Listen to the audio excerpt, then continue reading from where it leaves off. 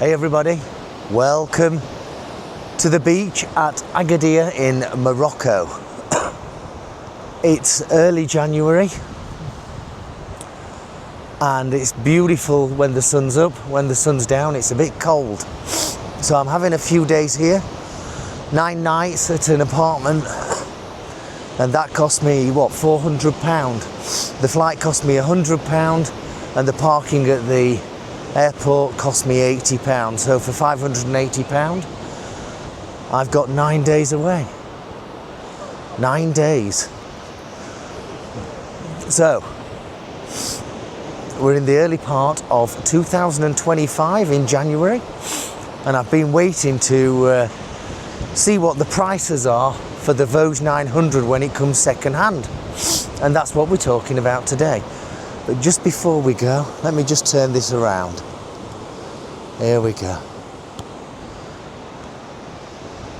What do you think?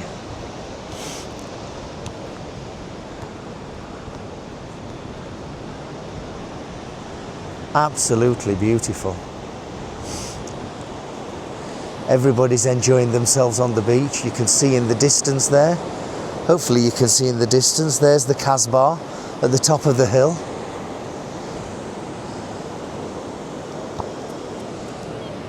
There we go. Let's see if she tracks my face. There we go. She's tracking my face.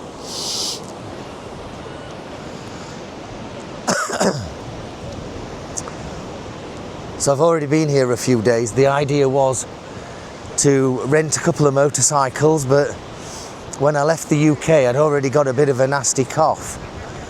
It was 50-50 of whether I was going to come here or not, but I decided to go anyway. And the first few days I've actually spent most of the time in the pharmacy and in bed in the apartment, which is fine. I've got a choice. I could be sick at home in the cold weather, or sick out here where the weather is beautiful and the food is beautiful and cheap. Everything's cheap. We're going to get onto the Voge and the Royal Enfield in a minute, but if you want a cheap breakaway, maybe you should consider something like Agadir for a quick break. The food is excellent and it's cheap. Everything's cheap. Cigarettes are cheap. I can't believe how cheap cigarettes are. £3 for a packet of 20 is ridiculous. Here's me coughing, whilst talking about the price of cigarettes. Anyway, one of the most talked about motorcycles of 2024 was the Voge DSX 900. Brand new, £9,000. Great value for money apparently. I haven't test ridden one yet, but I'm going to be doing one early this year. And we're going to find out what this £9,000 machine in the UK is like. So I've been watching the adverts in eBay and Marketplace for things like for the Voge 900. Let's have a look. Just bear with me. Just keeping a track on something.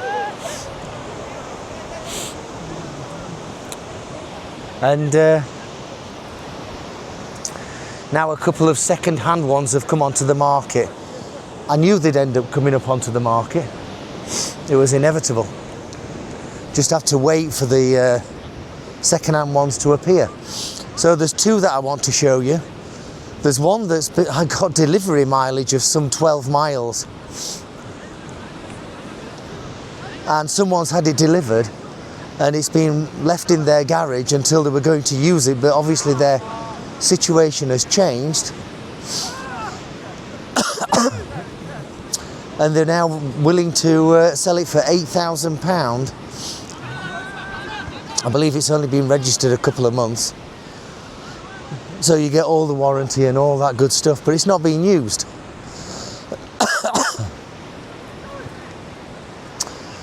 So that's up for £8,000. Maybe, I'm guessing they'll be willing to come down a little more, £7,500. So that will be, let's say they came down to 7,500. Maybe not, but maybe let's say they did. That's a saving of 1,500.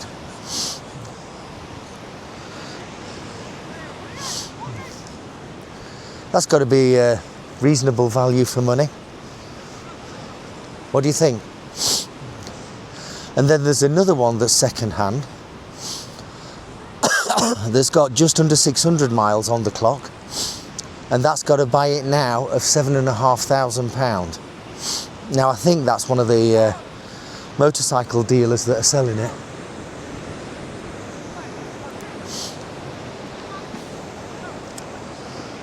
And that's not a bad price, really. Apparently it's got all the service history. So that should be okay. God, it's absolutely gorgeous out here. Gorgeous. I believe at this moment in time there's a bit of snow in the UK. So there we are. That's setting the scene now for the year ahead regarding the Voge DSX 900 and the second-hand price.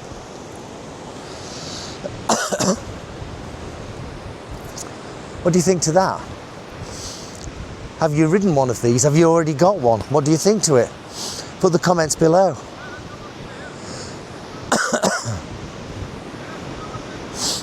Tell me what your thoughts are on this particular machine.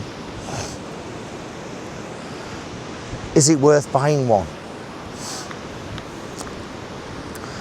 On the understanding that cash generally is going to be a short over the next year of 2025, as I've said in previous videos for this year. I think the economy in the UK is going to be tight. So now's the time to get a bit of value for money. Maybe. Don't know what your thoughts are on that.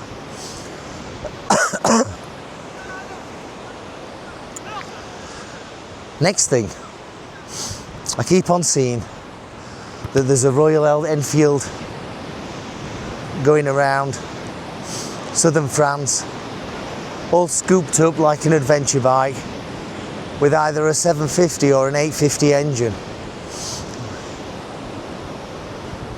No idea where people are getting this idea from, of it being a 750 or an 850.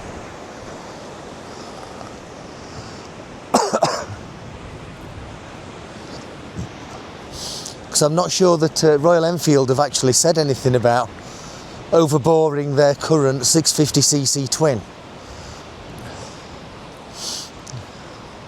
Now apparently the radiator, the oil radiator, is a bit larger on this ghost machine that's been seen and photographed. So let's assume it is a 750 or an 850. What horsepower is it going to be kicking out? And who is it there to satisfy? Bearing in mind, the majority of sales of Royal Enfield are to satisfy the Indian and Asian marketplace. The numbers that we get over in Britain and the Western world are absolutely minute compared to the sales and the volume of sales that they have over in India. So who in India would be looking at something like an overboard 650 twin? And what are they trying to satisfy on the adventure market? I mean, from an adventure market, they've got the 411 Scram, they've got the 450 Himalayan, and they're not really into very large, you know, Royal Enfield wasn't into large engines, 750cc and above. They've never done that sort of thing. So I'm wondering who this is really aimed at.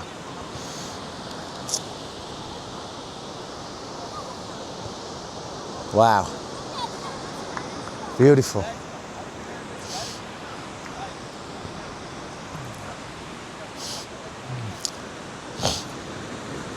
Why would Royal Enfield create a 750cc or an 850cc overbore from their current 650 format? What do you think? Why would they do that? Who are they trying to satisfy in the marketplace? It certainly isn't anyone in the Western world. The majority, the massive majority of sales they have is over in their homeland, over in India and Asia. What is it? Every month they sell something like, I don't know, 80, 100,000 machines. And over in the UK and the Western world, they sell 8,000 a year. So the numbers in the Western world are absolutely minute, relatively speaking.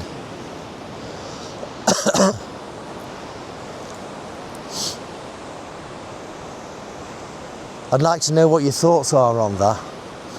And if there was a 750 or an 850 from Royal Enfield, would you be looking to trade in your Interceptor 650 or your Super Meteor 650 up for an 850 and get an extra 10 horsepower, maybe 15 horsepower? I mean, I love Royal Enfield. I love them. But I also appreciate the very heavy monsters, relatively speaking.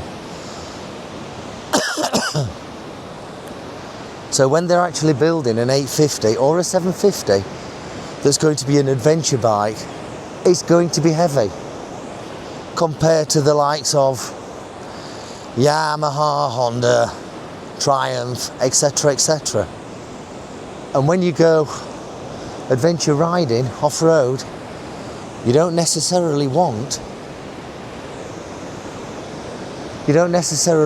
a big heavy lump that you've got to pick up off the ground when you've dropped it. Just interesting thoughts.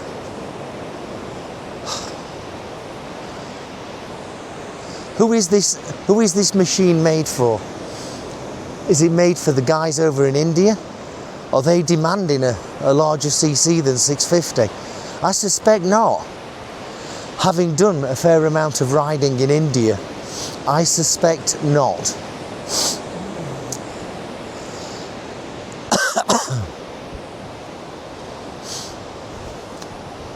And I mean, you know, if it gets up to, let's say, I don't know how many likes it'll be, 3.8 likes, that's getting very expensive over in India.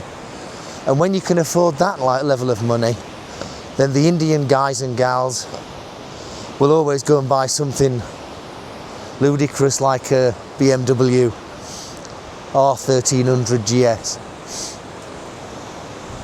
Yeah? Why would you buy an 850 or a 750 Royal Enfield? I don't know. Why would you do that?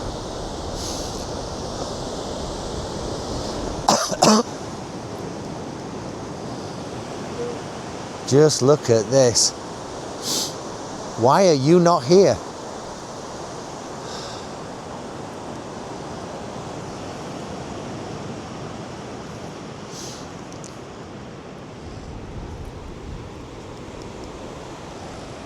Wow.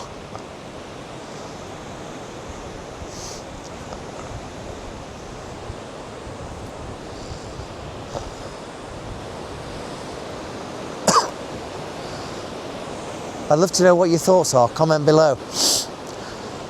We'll be looking into this over the next months, in the early part of 2025. Certainly with the Voge DSX 900. But as news comes through for the new Royal Enfield, if there is a new Royal Enfield, then we'll be talking about that as well. Hope you found this interesting. Hope you found it inspiring or thought-provoking. Don't forget to give a like if it meant something to you. If you're not subscribed, please do subscribe. It does matter to the channel. It really does matter to the channel. Thank you for those that have subscribed. Let's see where we go from here. Ride safely. Be kind to everyone. And have a great time. 2025 is going to be wonderful.